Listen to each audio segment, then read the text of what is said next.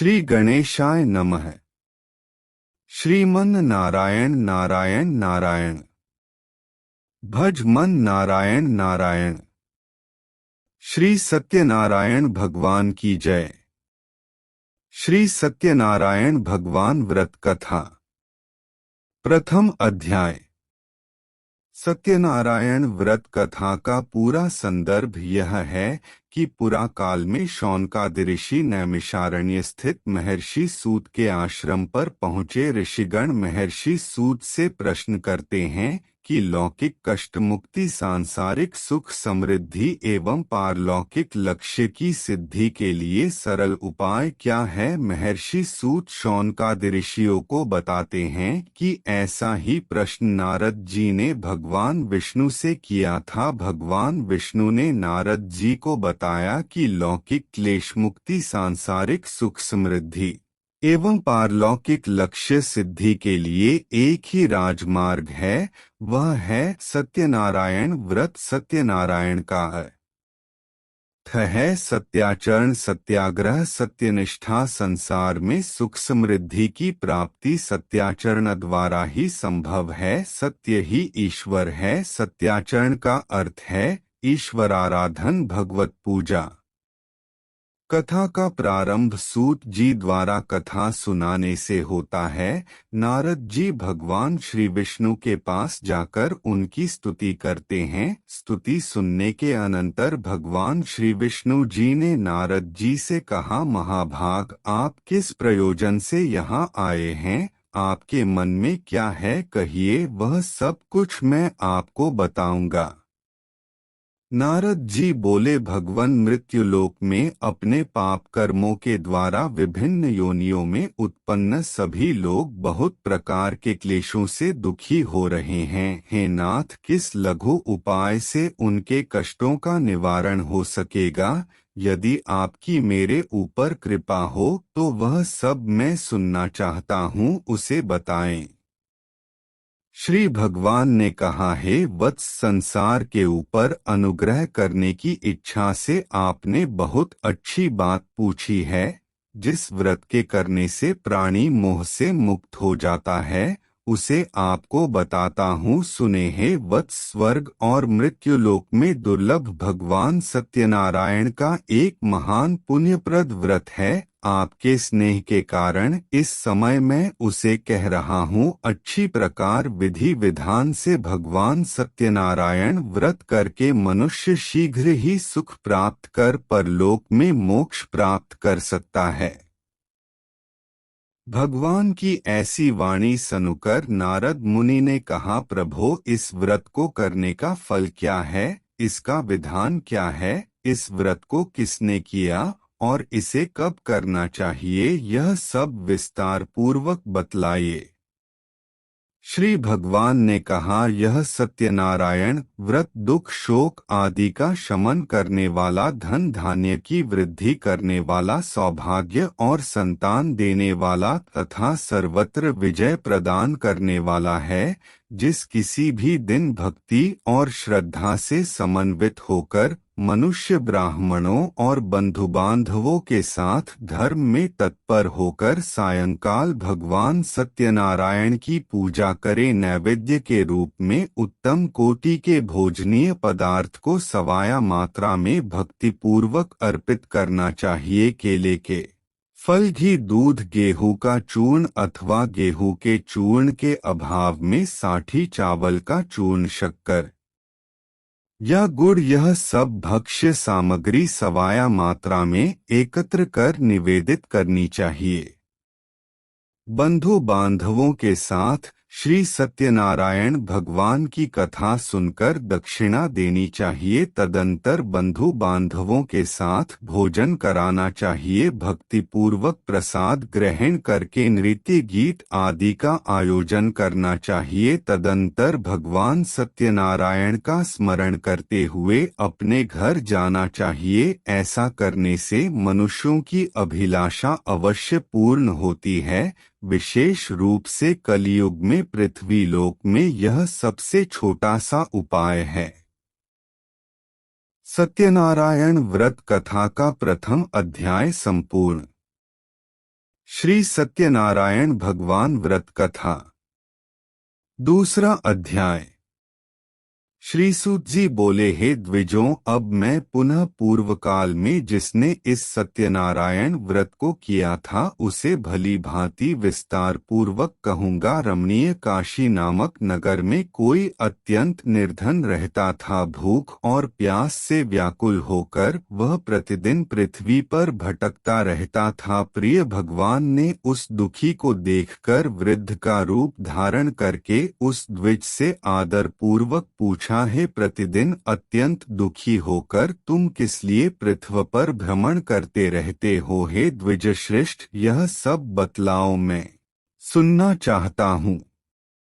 बोला, प्रभो, मैं अत्यंत दरिद्र हूँ और भिक्षा के लिए ही पृथ्वी पर घूमा करता हूँ। यदि मेरी इस दरिद्रता को दूर करने का आप कोई उपाय जानते हो तो कृपा पूर्वक बतलाइए। वृद्ध बोला, हे देव सत्यनारायण, भगवान विष्णु अभीष्ट फल को देने वाले हैं। हे विप्र, तुम उनका उत्तम व्रत करो जिसे करने से मनुष्य सभी दुखों से मुक्त हो जाता है। व्रत के विधान को भी यत्न पूर्वक कहकर वृद्ध रूपधारी भगवान विष्णु वहीं पर अंतर्धान हो गए। वृद्ध ने जैसा कहा है उस व्रत को अच्छी प्रकार से वैसे ही करूंगा, यह सोचते हुए उसको रात में नींद नहीं आई। अगले दिन प्रातःकाल उठकर सत्यनारायण का व्रत करूंगा ऐसा संकल्प करके वह भिक्षा के लिए चल पड़ा। उस दिन भिक्षा में बहुत सा धन प्राप्त हुआ। उसी धन से उसने बंधु बांधवों के साथ भगवान सत्यनारायण का व्रत किया। इस व्रत के प्रभाव से वह श्रेष्ठ सभी दुखों से मुक्त होकर समस्त संपत्तियों से संपन्न हो गया। उस दिन से लेकर प्रत्येक महीने उसने यह व्रत किया। इस प्रकार भगवान सत्यनारायण के इस व्रत को करके वह श्रेष्ठ सभी पापों से मुक्त हो गया और उसने दुर्लभ मोक्ष पद को प्राप्त किया। हे विप्र, पृथ्वी पर जब भी कोई मनुष्य श्री सत्यनारायण का व्रत करेगा उसी समय उसके समस्त दुख नष्ट हो जाएंगे। इस प्रकार भगवान नारायण ने महात्मा नारद जी से जो कुछ कहा मैंने वह सब आप लोगों से कह दिया। आगे अब और क्या कहूँ?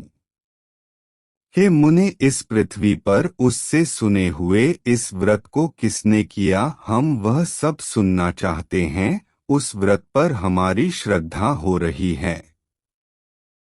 श्री सूत जी बोले, मुनियों, पृथ्वी पर जिसने यह व्रत किया उसे आप लोग सुने। एक बार वह द्विजश्रेष्ठ अपनी धन संपत्ति के अनुसार बंधु बांधवों तथा परिवारजनों के साथ व्रत करने के लिए उद्यत हुआ। इसी बीच एक लकड़हारा वहां आया और लकड़ी बाहर रखकर उस ब्राह्मण के घर गया। प्यास से व्याकुल वह उसको व्रत करता हुआ देख प्रणाम करके उससे बोला, प्रभो, आप यह क्या कर रहे हैं? इसके करने से किस फल की प्राप्ति होती है? विस्तार पूर्वक मुझसे कहिए।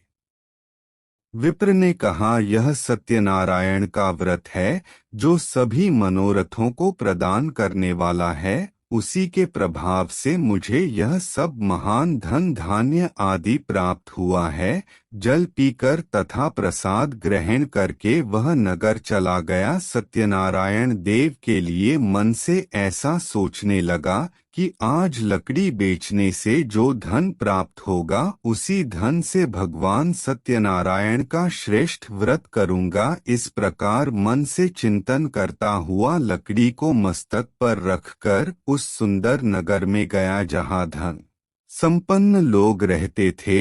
उस दिन उसने लकड़ी का दुगुना मूल्य प्राप्त किया।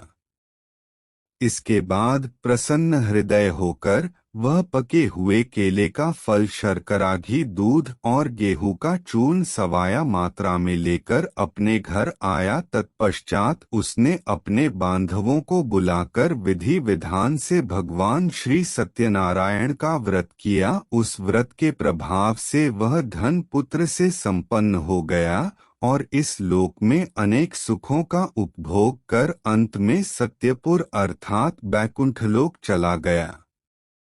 सत्यनारायण व्रत कथा का दूसरा अध्याय संपूर्ण। श्री सत्यनारायण भगवान व्रत कथा तीसरा अध्याय।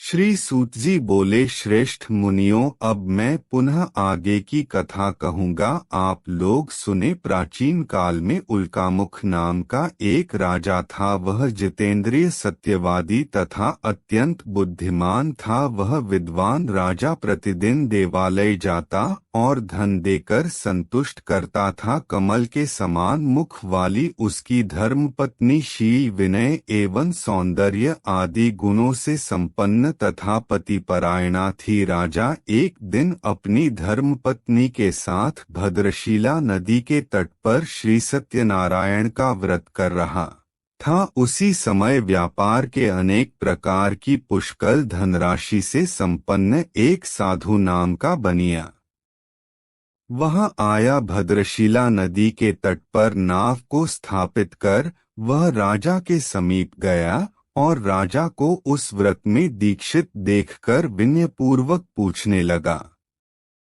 साधु ने कहा, राजन, आप भक्तियुक्त चित्त से यह क्या कर रहे हैं? कृपया वह सब बताइए, इस समय मैं सुनना चाहता हूँ। राजा बोले, हे साधो, पुत्र आदि की प्राप्ति की कामना से अपने बंधु बांधवों के साथ मैं अतुल तेज संपन्न भगवान विष्णु का व्रत एवं पूजन कर रहा हूँ। राजा की बात सुनकर साधु ने आदर पूर्वक कहा, राजन, इस विषय में आप मुझे सब कुछ विस्तार से बतलाइए। आपके कथनानुसार मैं व्रत एवं पूजन करूंगा। मुझे भी संतति नहीं है, इससे अवश्य ही संतति प्राप्त होगी। ऐसा विचार कर वह व्यापार से निवृत्त हो आनंद पूर्वक अपने घर आया। उसने अपनी भार्या से संतति प्रदान करने वाले इस सत्यव्रत को विस्तार पूर्वक बताया तथा जब मुझे संतति प्राप्त होगी तब मैं इस व्रत को करूंगा। इस प्रकार उस साधु ने अपनी भार्या लीलावती से कहा। एक दिन उसकी लीलावती नाम की सती साध्वी भार्या पति के साथ आनंद चित्त से ऋतुकालीन धर्माचरण में प्रवृत्त हुई और भगवान श्री सत्यनारायण की कृपा से उसकी वह भार्या गर्भिणी हुई। 10वें महीने में उससे कन्यारत्न की उत्पत्ति हुई और वह शुक्ल पक्ष के चंद्रमा की भांति दिन प्रतिदिन बढ़ने लगी। उस कन्या का कलावती यह नाम रखा गया। इसके बाद एक दिन लीलावती ने अपने स्वामी से मधुर वाणी में कहा, आप पूर्व में संकल्पित श्री सत्यनारायण के व्रत को क्यों नहीं कर रहे हैं? साधु बोला, प्रिय, इसके विवाह के समय व्रत करूंगा।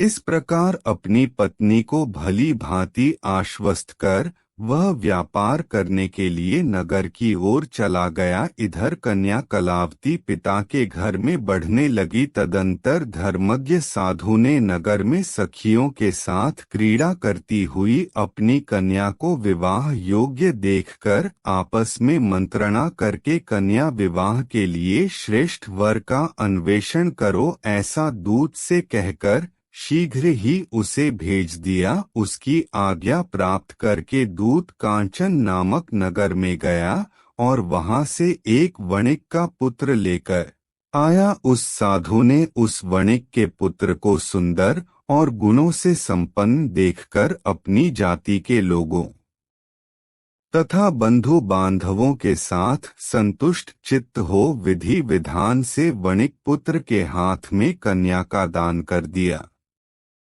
उस समय वह साधु बनिया दुर्भाग्यवश भगवान का वह उत्तम व्रत भूल गया। पूर्व संकल्प के अनुसार विवाह के समय में व्रत न करने के कारण भगवान उस पर रुष्ट हो गए। कुछ समय के पश्चात अपने व्यापार कर्म में कुशल वह साधु बनिया काल की प्रेरणा से अपने दामाद के साथ व्यापार करने के लिए समुद्र के समीप स्थित रत्नसारपुर नामक सुंदर नगर में गया और अपने श्री संपन्न दामाद के साथ वहां व्यापार करने लगा। उसके बाद वे दोनों राजा चंद्रकेतु के रमणीय उस नगर में गए। उसी समय भगवान श्री सत्यनारायण ने उसे भ्रष्ट प्रतिज्ञ देखकर इसे दारुण, कठिन और महान दुख प्राप्त होगा यह शाप दे दिया। एक दिन एक चोर राजा चंद्रकेतु के धन को चुराकर वहीं आया जहां दोनों वणिक स्थित थे। वह अपने पीछे दौड़ते हुए दूतों को देखकर भयभीत चित्त से धन वहीं छोड़कर शीघ्र ही छिप गया। इसके बाद राजा के दूत वहां आ गए जहां वह साधु वणिक था। वहां राजा के धन को देखकर वे दूत उन दोनों वणिक पुत्रों को बांधकर ले आए और हर्ष पूर्वक दौड़ते हुए राजा से बोले, प्रभो हम दो चोर पकड़ लाए हैं, इन्हें देखकर आप आज्ञा दे। राजा की आज्ञा से दोनों शीघ्र ही दृढ़ता पूर्वक बांधकर बिना विचार किए महान कारागार में डाल दिए गए। भगवान सत्यदेव की माया से किसी ने उन दोनों की बात नहीं सुनी और राजा चंद्रकेतु ने उन दोनों का धन भी ले लिया। भगवान के शाप से वणिक के घर में उसकी भार्या भी अत्यंत दुखित हो गई और उनके घर में सारा का सारा जो धन था वह चोर ने चुरा लिया। लीलावती शारीरिक तथा मानसिक पीड़ाओं से युक्त, भूख और प्यास से दुखी हो अन्न की चिंता से दर दर भटकने लगी। कलावती कन्या भी भोजन के लिए इधर उधर प्रतिदिन घूमने लगी। एक दिन भूख से पीड़ित कलावती एक के घर गई। वहां जाकर उसने श्री सत्यनारायण के व्रत पूजन को देखा। वहां बैठकर उसने कथा सुनी और वरदान मांगा। उसके बाद प्रसाद ग्रहण करके वह कुछ रात होने पर घर गई। माता ने कलावती कन्या से प्रेम पूर्वक पूछा, पुत्री रात में तू कहाँ रुक गई थी, तुम्हारे मन में क्या है? कलावती कन्या ने तुरंत माता से कहा, माँ मैंने एक घर में मनोरथ प्रदान करने वाला व्रत देखा है। कन्या की उस बात को सुनकर वह वणिक की भार्या व्रत करने को उद्यत हुई और प्रसन्न मन से उस साध्वी ने बंधु बांधवों के साथ भगवान श्री सत्यनारायण का व्रत किया तथा इस प्रकार प्रार्थना की, भगवान आप हमारे पति एवं जामाता के अपराध को क्षमा करें, वे दोनों अपने घर शीघ्र आ जाएं। इस व्रत से भगवान सत्यनारायण पुनः संतुष्ट हो गए तथा उन्होंने नृपश्रेष्ठ चंद्रकेतु को स्वप्न दिखाया और स्वप्न में कहा, नृपश्रेष्ठ प्रातःकाल दोनों वणिकों को छोड़ दो और वह सारा धन भी दे दो जो तुमने उनसे इस समय ले लिया है, अन्यथा राज्य धन एवं पुत्र सहित तुम्हारा सर्वनाश कर दूंगा। राजा से स्वप्न में ऐसा कहकर भगवान सत्यनारायण अंतर्धान हो गए। इसके बाद प्रातःकाल राजा ने अपने सभासदों के साथ सभा में बैठकर अपना स्वप्न लोगों को बताया और कहा, दोनों बंदी वणिक पुत्रों को शीघ्र ही मुक्त कर दो। राजा की ऐसी बात सुनकर वे राजपुरुष दोनों महाजनों को बंधन मुक्त करके राजा के सामने लाकर विनयपूर्वक बोले, महाराज बेड़ी बंधन से मुक्त करके दोनों वणिक पुत्र लाए गए हैं। इसके बाद दोनों महाजन नृपश्रेष्ठ चंद्रकेतु को प्रणाम करके अपने पूर्व वृतांत का स्मरण करते हुए भयविह्वल हो गए और कुछ बोल न सके। राजा ने वणिक पुत्रों को देखकर आदर पूर्वक कहा, आप लोगों को प्रारब्धवश यह महान दुख प्राप्त हुआ है, इस समय अब कोई भय नहीं है।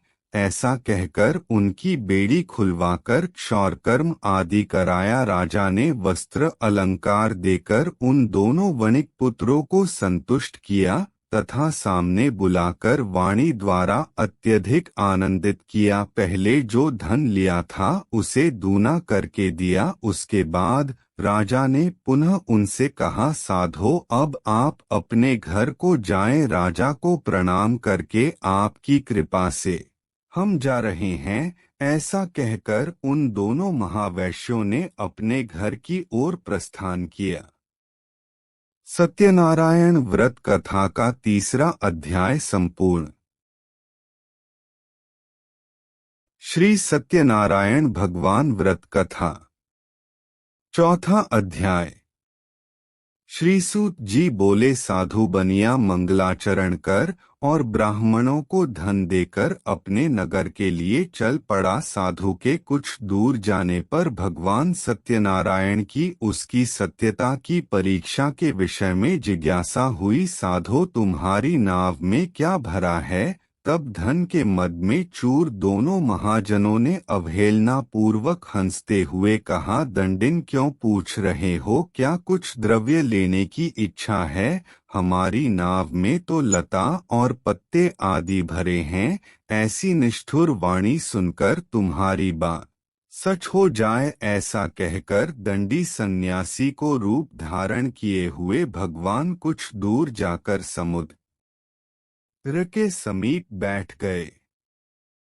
दंडी के चले जाने पर नित्य क्रिया करने के पश्चात उतराई हुई अर्थात जल में ऊपर की ओर उठी हुई नौका को देखकर साधु अत्यंत आश्चर्य में पड़ गया और नाव में लता और पत्ते आदि देखकर मूर्छित हो पृथ्वी पर गिर पड़ा। सचेत होने पर वणिक पुत्र चिंतित हो गया। तब उसके दामाद ने इस प्रकार कहा, आप शोक क्यों करते हैं?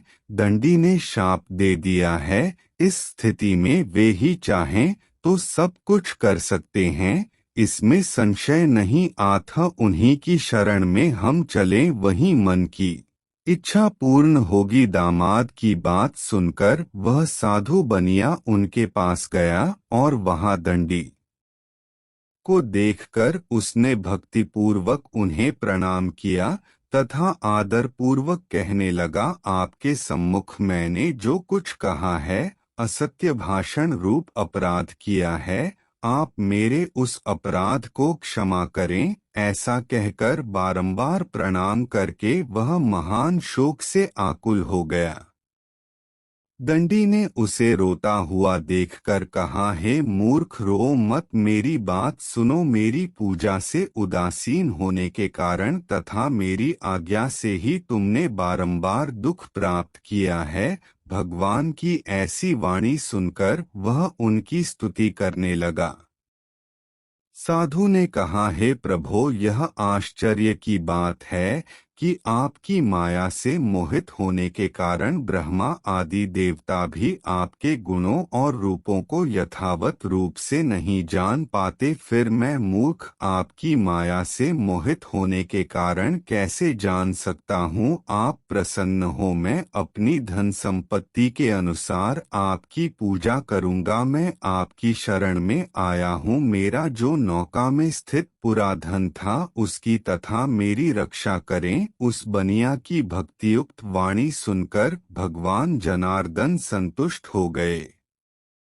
भगवान हरि उसे अभीष्ट वर प्रदान करके वहीं अंतर्धान हो गए। उसके बाद वह साधु अपनी नौका में चढ़ा और उसे धन धान्य से परिपूर्ण देखकर भगवान सत्यदेव की कृपा से हमारा मनोरथ सफल हो गया, ऐसा कहकर स्वजनों के साथ उसने भगवान की विधिवत पूजा की। भगवान श्री सत्यनारायण की कृपा से वह आनंद से परिपूर्ण हो गया और नाव को प्रयत्न पूर्वक संभालकर उसने अपने देश के लिए प्रस्थान किया। साधु बनिया ने अपने दामाद से कहा, वह देखो, मेरी रत्नपुरी नगरी दिखाई दे रही है। इसके बाद उसने अपने धन के रक्षक दूत को अपने आगमन का समाचार देने के लिए अपनी नगरी में भेजा।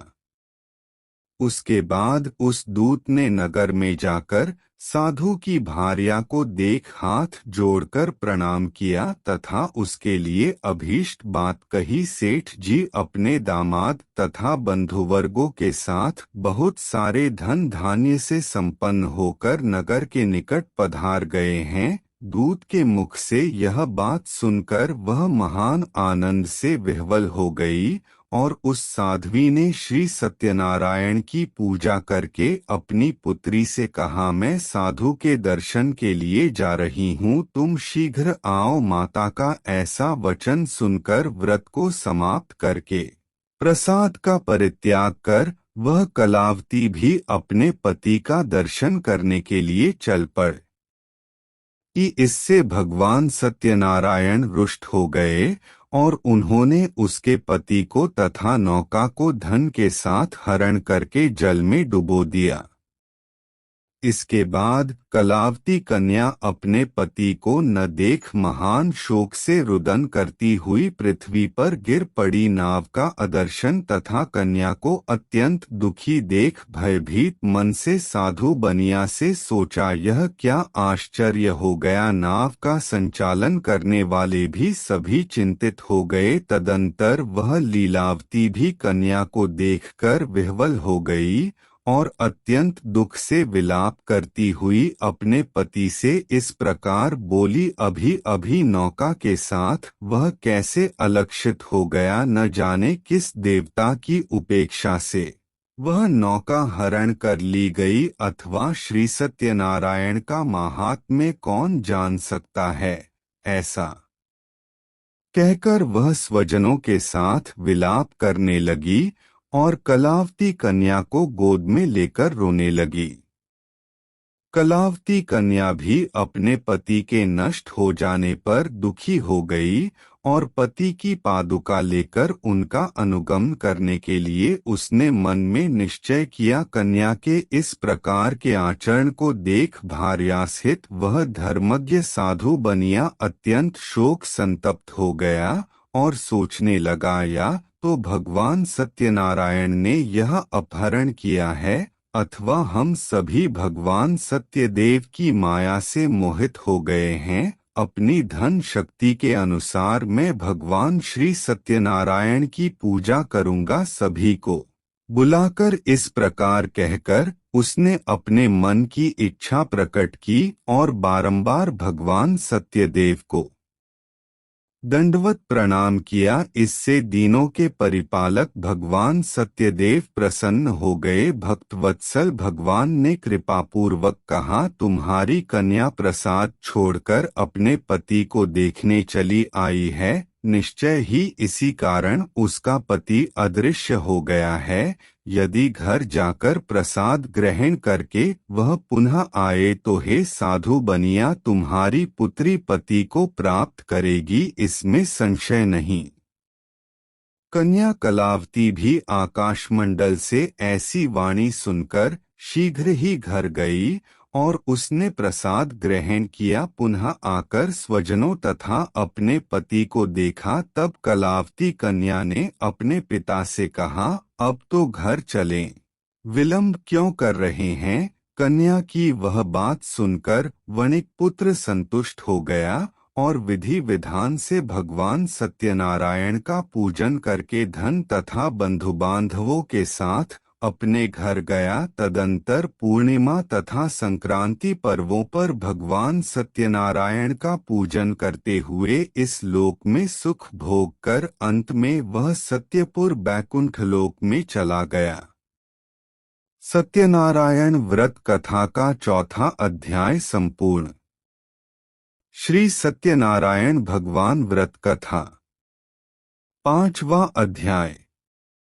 श्री सूत जी बोले, श्रेष्ठ मुनियों, अब इसके बाद मैं दूसरी कथा कहूँगा, आप लोग सुने। अपनी प्रजा का पालन करने में तत्पर तुंगध्वज नामक एक राजा था। उसने सत्यदेव के प्रसाद का परित्याग करके दुख प्राप्त किया। एक बार वह वन में जाकर और वहां बहुत से पशुओं को मारकर वटवृक्ष के नीचे आया। वहां उसने देखा कि गोपगण बंधु बांधवों के साथ संतुष्ट होकर भक्तिपूर्वक भगवान सत्यदेव की पूजा कर रहे हैं।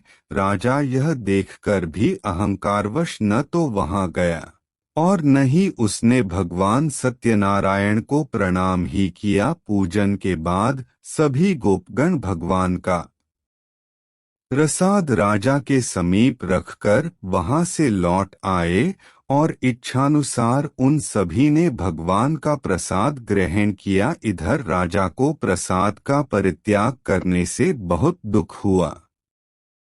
उसका संपूर्ण धन धान्य एवं सभी 100 पुत्र नष्ट हो गए। राजा ने मन में यह निश्चय किया कि अवश्य ही भगवान सत्यनारायण ने हमारा नाश कर दिया है, इसलिए मुझे वहां जाना चाहिए जहां श्री सत्यनारायण का पूजन हो रहा था। ऐसा मन में निश्चय करके वह राजा गोपगणों के समीप गया और उसने गोपगणों के साथ भक्ति श्रद्धा से युक्त होकर विधिपूर्वक भगवान सत्यदेव की पूजा की। भगवान सत्यदेव की कृपा से वह पुनः धन और पुत्रों से संपन्न हो गया तथा इस लोक में सभी सुखों का उपभोग कर अंत में सत्यपुर वैकुंठ लोक को प्राप्त हुआ।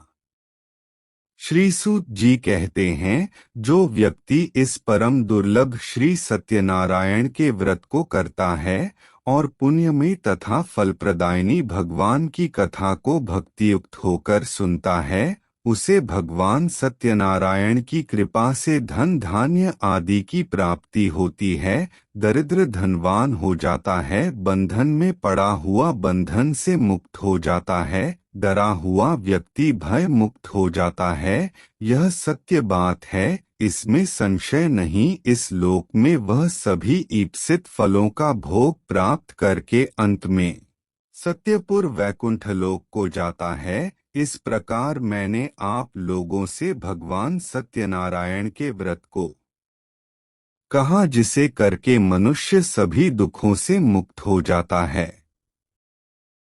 कलयुग में तो भगवान सत्यदेव की पूजा विशेष फल प्रदान करने वाली है। भगवान विष्णु को ही कुछ लोग काल, कुछ लोग सत्य, कोई ईश और कोई सत्यदेव तथा दूसरे लोग सत्यनारायण नाम से कहेंगे। अनेक रूप धारण करके भगवान सत्यनारायण सभी का मनोरथ सिद्ध करते हैं। कलयुग में सनातन भगवान विष्णु ही सत्यव्रत रूप धारण करके सभी का मनोरथ पूर्ण करने वाले होंगे। हे श्रेष्ठ मुनियों, जो व्यक्ति नित्य भगवान सत्यनारायण की इस व्रत कथा को पढ़ता है, सुनता है, भगवान सत्यनारायण की कृपा से उसके सभी पाप नष्ट हो जाते हैं। हे मुनीश्वरों, पूर्व काल में जिन लोगों ने भगवान सत्यनारायण का व्रत किया था, उसके अगले जन्म का वृतांत कहता हूँ, आप लोग सुने।